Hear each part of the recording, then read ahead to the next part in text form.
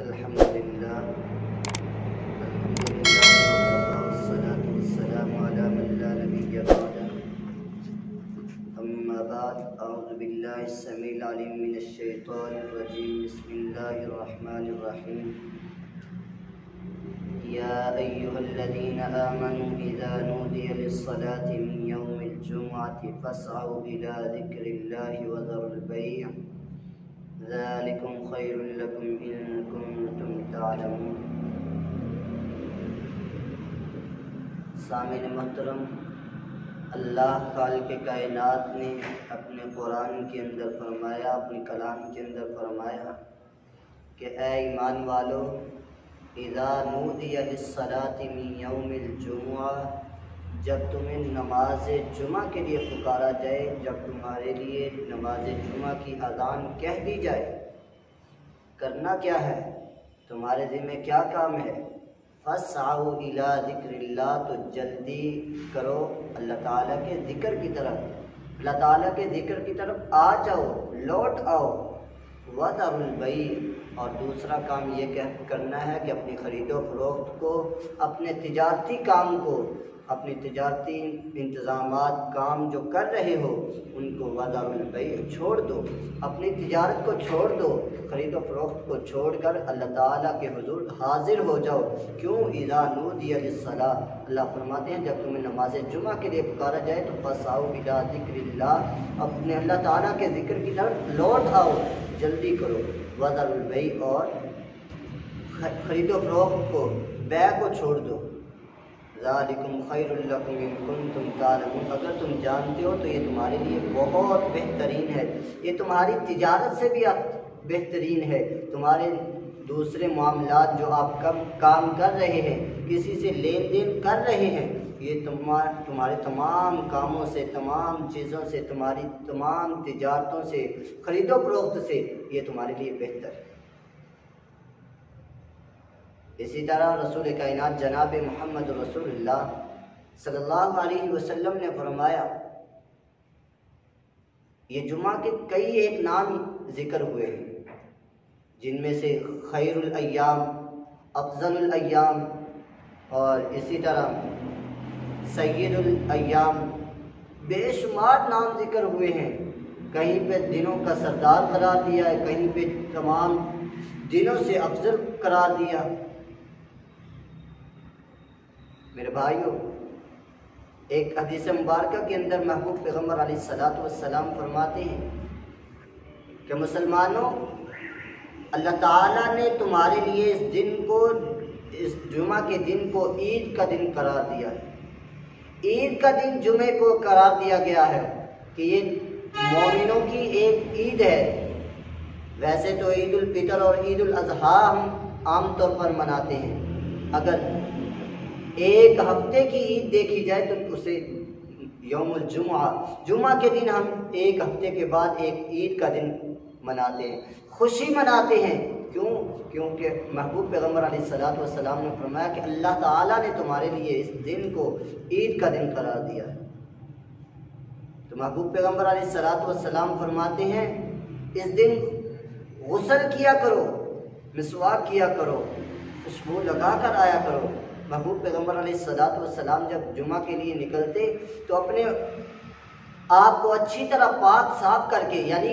اچھی طرح غسل کر کے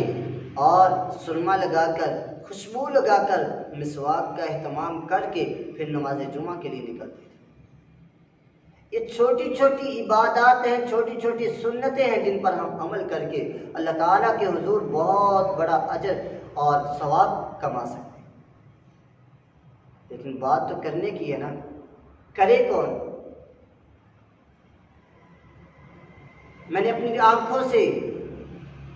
ایسے ایسے نوجوانوں کو دیکھا، ایسے ایسے مردوں کو دیکھا، ایسے ایسے لوگوں کو دیکھا، اور اپنے کانوں سے یہ الفاظ سنے، آتے ہیں مسجد کے دروازے پہ آتے ہیں، اگر کوئی کھڑا ہے تو ٹھیک ہے، اگر کوئی خادم کھڑا ہے تو اس سے پوچھ لیتے ہیں کہ نماز جمعہ کس وقت سٹارٹ ہوگا اور کس وقت ختم ہوگا۔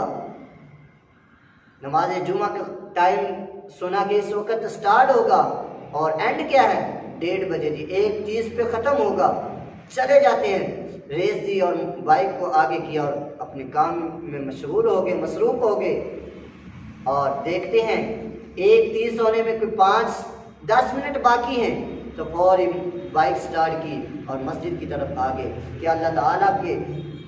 تعالیٰ کو وہ کہتے ہیں کہ پنجابی کے اندر کہ علامہ لان آ گئے یار خدا را۔ ایک ہفتے کے بعد یہ ایک دن آتا ہے جس دن کو اللہ تعالیٰ نے ہمارے لیے عید کا دن قرار دیا۔ یار یہ مومنوں کی عید ہے۔ نماز جمعہ شروع ہونے سے پہلے محبوب پیغمبر علیہ الصلوۃ والسلام نے فرمایا کہ نماز جمعہ شروع ہونے سے پہلے تم مسجد میں آیا کرو، نماز جمعہ سے پہلے آؤ گے تو اس کا اجر دیا جائے گا، ثواب دیا جائے گا۔ محبوب پیغمبر علیہ الصلوۃ والسلام کے بڑے ہی پیارے صحابی سیدنا ابو ہریرہ رضی اللہ تعالیٰ عنہ فرماتے ہیں کہ محبوب پیغمبر علیہ الصلوۃ والسلام نے فرمایا جس شخص نے اچھی طرح وضو کیا اور پھر نماز جمعہ پڑھنے آیا اور نماز جمعہ کے اندر جو گفتگو ہوئی، خطیب صاحب نے، امام صاحب نے جو بیان کیا اسے بڑی ہی توجہ کے ساتھ سنا، اور محبوب پیغمبر علیہ الصلوۃ والسلام فرماتے ہیں کہ اس شخص کے اس جمعہ سے لے کے آگے والے جمعہ تک، یعنی آئندہ جمعہ جو آئے گا، اس دن کے اندر جو 7 دن ہیں، 7 دنوں کے تمام گناہ معاف کر دیے جائیں، اور 3 دن کے اضافی وہ گناہ معاف کر دیے جاتے ہیں۔ میرے بھائیوں، ایک جمعہ پڑھنے میں کتنا وقت لگتا ہے؟ آج کل کے دور میں زیادہ سے زیادہ 1 گھنٹہ، 1 گھنٹہ زیادہ میں بتا رہا ہوں، 1 گھنٹہ لگتا ہے، چلو 1 گھنٹہ لگا لیں، 24 گھنٹوں کے اندر 7 دنوں میں کتنے گھنٹے بنتے ہیں، اور ایک دن کے اندر 24 گھنٹے ہیں۔ 24 گھنٹوں میں سے 1 گھنٹہ اللہ تعالیٰ کے لیے نہیں نکال سکتے؟ اللہ تعالیٰ کے لیے 1 گھنٹہ تم نکال دو۔ محبوب پیغمبر علیہ الصلوۃ والسلام فرماتے ہیں کہ اس جمعے سے لے کے آئندہ جمعے تک تمام کے تمام چھوٹے گناہ معاف کر دیے جاتے ہیں، بلکہ 3 دن کے اضافی 7 اور 3 10 دن کے گناہ معاف کر دیے جاتے ہیں۔ ایک حدیث مبارکہ کے اندر آتا ہے، سیدنا ابو ہریرہ رضی اللہ تعالیٰ عنہ روایت کے راوی ہیں، فرماتے ہیں کہ محبوب پیغمبر علیہ الصلوۃ والسلام فرماتے ہیں، محبوب پیغمبر علیہ الصلوۃ والسلام نے فرمایا کہ جمعہ کے دن فرشتے مسجد کے ہر دروازے پر بیٹھ جاتے ہیں اور آنے والے کو لکھتے رہتے ہیں، جو پہلے آیا اس کا نام پہلے، جو بعد میں آیا اس کا نام بعد میں، اور اسی ترتیب سے وہ ان کا نام لکھتے جاتے ہیں، اپنے رجسٹر پر لکھتے جاتے ہیں۔ اور جیسے ہی خطیب صاحب، امام صاحب ممبر پر تشریف فرماتے ہیں، تشریف لے کر آتے ہیں اور جمعہ کے لیے، خطبہ کے لیے کھڑے ہوتے ہیں، تو وہ فرشتے اپنے رجسٹر کو بند کر دیتے ہیں، اور بند کرنے کے بعد کیا کرتے ہیں، اندر آ کر، مسجد کے اندر آ کر خطبہ سنتے ہیں، بڑی توجہ کے ساتھ خطبہ سنتے ہیں۔ ایک حدیث مبارکہ کے اندر آتا ہے کہ محبوب پیغمبر علیہ الصلوۃ والسلام نے فرمایا کہ جس شخص نے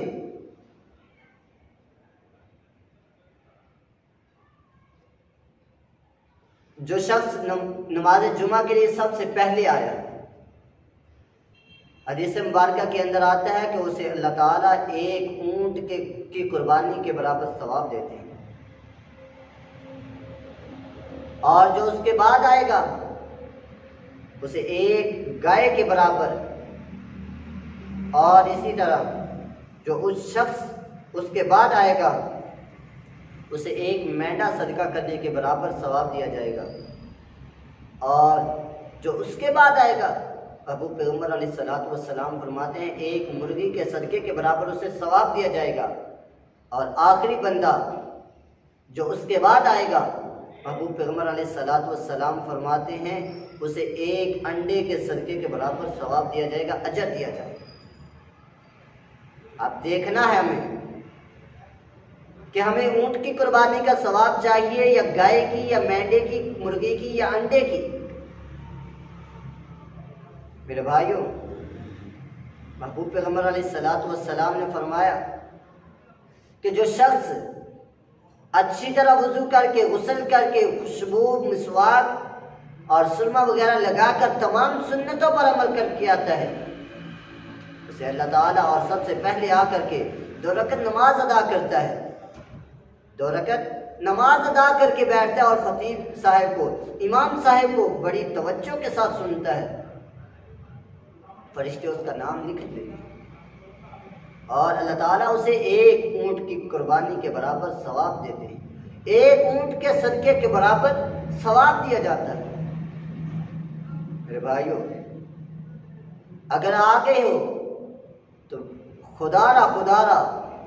اپنی تمام چیزوں پر کنٹرول کیجئے، اپنے تمام اعضاء پر کنٹرول کیجئے۔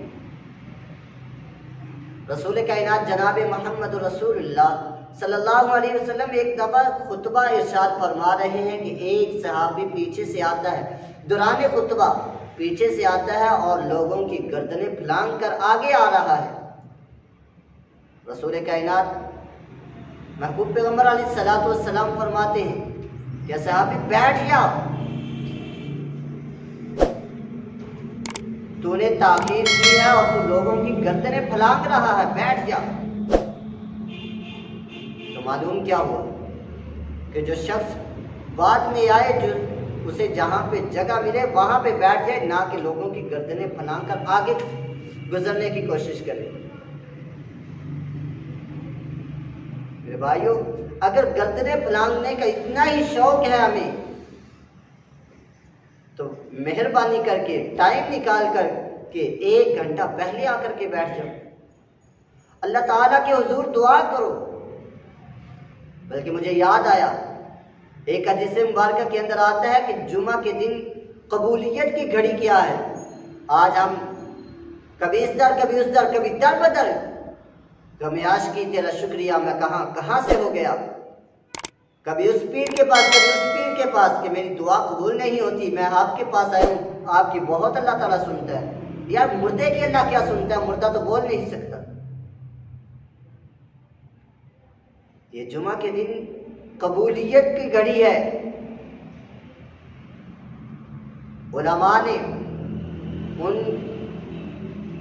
اس گھڑی کا انتخاب 2 وقت کے اندر، 2 وقتوں میں سے ایک وقت نکالا ہے۔ ایک امام صاحب جو 2 خطبوں کے درمیان چند لمحات کے لیے بیٹھتے ہیں، یعنی ایک خطبہ ختم کیا اور دوسرے کے لیے چند لمحات بیٹھے اور پھر کھڑے ہوتے ہیں، یہ جو چند لمحات بیٹھتے ہیں، یہ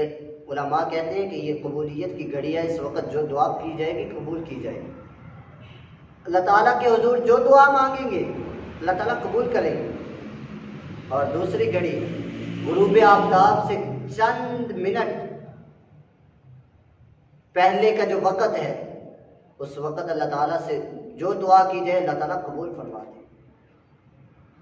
تو میرے بھائیوں، جب آتے ہو تو اللہ تعالیٰ کے حضور یہ دعا بھی کیا کرو، اللہ ہمارا آنا اپنی بارگاہ کے اندر قبول فرما، ہمارے اگلے پچھلے تمام کے تمام گناہوں سے درگزر فرما دے۔ یار وہ تو غفور الرحیم ہے، وہ تو خود فرماتے ہیں ان اللہ غفور الرحیم وکان اللہ غفور الرحیم۔ بے شمار جگہ پر اللہ تعالیٰ نے یہ ارشاد فرمایا کہ میں تو معاف کرنے والا اور رحم کرنے والا ہوں۔ اور اسی طرح ایک اور بات، رسول کائنات جناب محمد رسول اللہ صلی اللہ علیہ وآلہ وسلم فرماتے ہیں جب تم نماز جمعہ کے لیے بیٹھ جاؤ تو اپنے ہاتھوں کو کنٹرول میں رکھو۔ آج ہمارے ہاتھ اپنے کنٹرول میں نہیں ہوتے، کبھی اس کو چھیڑ دیا، کبھی اس کو چھیڑ دیا، کبھی اسے بلا لیا، کبھی اسے بلا لیا، کوئی آگے پیچھے ہو رہا ہے تو اسے روک دیا۔ میرے بھائیوں، ایک دن کا بھی آگے پیچھے کر دینے سے تمہارا وہ اجر ضائع ہو جاتا ہے، بلکہ نصیحت کے طور پر کسی کو روک دینا کہ یار یہ کام نہ کرو، جمعہ کے اندر بیٹھ کر یہ کسی کو کہہ دینا کہ بچے بیٹھ جاؤ، یہ کام نہ کرو، اس سے بھی اجر ضائع ہو جاتا ہے۔ ہاں خطیب صاحب موجود ہیں، خطیب صاحب روک دیتے ہیں، بچوں کو روک دیتے ہیں کہ شور نہ کیا جائے، خطیب صاحب روک سکتے ہیں، لیکن ہمیں ان باتوں پر عمل کرنا ہوگا۔ یہ چھوٹی چھوٹی باتیں ہیں، چھوٹے چھوٹے کام ہیں، تو ہم کام کر کے چھوٹی چھوٹی سنتوں پر عمل کر کے اللہ تعالیٰ